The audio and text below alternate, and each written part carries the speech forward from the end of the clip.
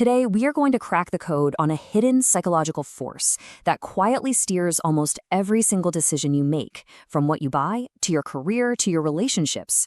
We're talking about something called loss aversion. I want you to think about this for a second, really. You're walking down the street, you find a $20 bill. That feels pretty good, right? It's a nice little boost.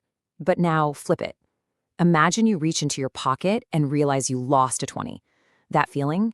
That sinking, frustrating, feeling, it's so much more intense, isn't it? Well, that's not just you. That's a fundamental feature of how the human brain is wired. So let's put a name to it.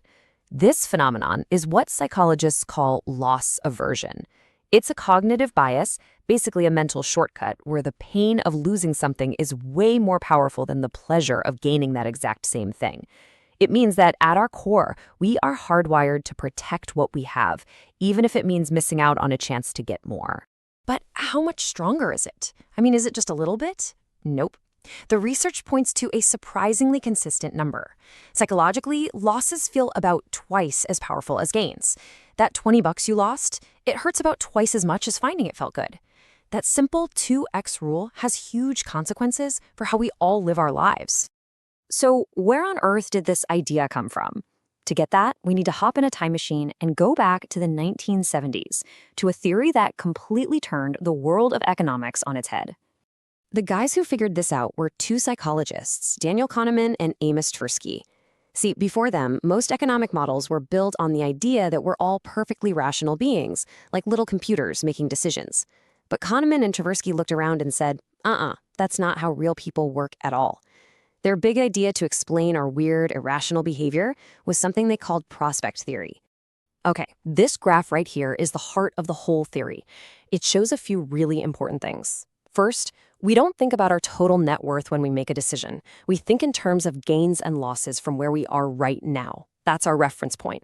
Second, notice the S shape. On the gain side, it flattens out. The joy of getting your first $100 is way bigger than the joy of getting your 10th $100. But look at the loss side. See how much steeper that curve is? That steep drop is loss aversion in picture form. It shows, clear as day, that the pain of losing is way more intense than the pleasure of winning. And this isn't just some abstract theory in a textbook. You see it everywhere. It's the reason for the endowment effect. The moment you own something, even a cheap coffee mug, you value it more, simply because the thought of losing it hurts. It's also what drives the status quo bias, our powerful tendency to just stick with what we know, because making a change feels risky. The potential loss from changing feels way scarier than the potential gain. This quote from the original researchers really sums it up perfectly. For decades, this was the accepted truth. But, science is never really settled. What if this powerful idea wasn't the whole story? So, just like prospect theory shook up the old way of thinking, some new research has started to poke holes in the idea that loss aversion is this universal, unchanging rule. And this is the million-dollar question that modern researchers started asking. Is it possible we've taken this really powerful idea and just oversimplified it? Have we been applying it like a blanket rule when, in reality, it's a lot more nuanced?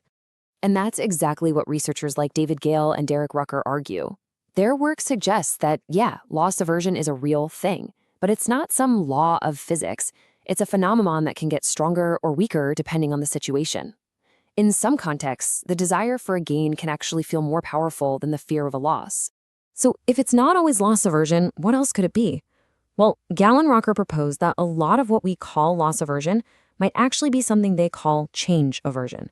The idea is that we're not always afraid of the loss itself, we're just uncomfortable with the action of changing. It's a really subtle but critical distinction. Are you afraid of losing, or are you just comfortable with staying put? Now, while all this debate is happening in psychology, a totally different field of science comes along and asks an even bigger, deeper question. Where did this feeling come from in the first place? What if our fear of losing things isn't just some mental quirk we picked up? What if it's a deep, primal survival instinct that was literally hardwired into our DNA over millions of years of evolution? This brings us to a mind-bending idea called the PHDF hypothesis. I know, it's a mouthful, but it basically says that our entire attitude toward risk, all of it, is driven by one single ultimate goal: maximizing the probability of having descendants forever. Or, to put it simply, making sure your family line doesn't die out. So let's break down the survival logic. It's actually really simple. 1, the goal is just to not go extinct. That's it. That's the game. 2, the gamble. Getting a little extra food is good. It helps. But losing your main food source, that's catastrophic. That's game over. So over thousands of generations, the math is brutal. A big loss is a much, much bigger threat to survival than an equivalent gain is a benefit. And the result? A powerful instinctual bias to avoid losses gets baked right into our brains. Now here's where it gets truly wild. This isn't just a just-so story. It's a testable mathematical hypothesis. The theory produces an incredibly simple formula. It says the strength of our loss aversion, which scientists call lambda, should be equal to 1 divided by x, where x is the historical probability of a family line going extinct. It's that clean. Okay, I know what you're thinking. How in the world can we know X? This is the amazing part. Researchers looked at demographic data from developing countries, which are a decent stand-in for the kinds of environments our ancestors lived in. From that data, they were able to calculate the average probability that a family line just ends. And that number, as you can see right here, came out to 0.46. All right, so the moment of truth, we have the formula. Lambda equals 1 over x, and we have a real-world number for x, 0.46. So what does this pure evolutionary math predict our loss aversion should be? You run the numbers, 1 divided by 0.46, and you get approximately 2.17. Just remember that number for a second, 2.17. And here is the punchline. This slide shows the results from decades of completely separate psychology experiments, which had nothing to do with evolution. In these studies, scientists were just trying to measure loss aversion. And look at this top table. The results they found again and again consistently cluster right around 2.2. The prediction from evolutionary biology and the actual measurements from experimental psychology are an almost perfect match. That is absolutely stunning. So, wow, after a journey through psychology, economics, and deep evolutionary history, what does any of this actually mean for you in your life? Here's the takeaway. Number 1, loss aversion is real, and it's a powerful force that's probably influencing you right now without you even realizing it. Number 2, it's not a simple, unbreakable rule. Context really does matter, and you can learn to spot when it might be holding you back.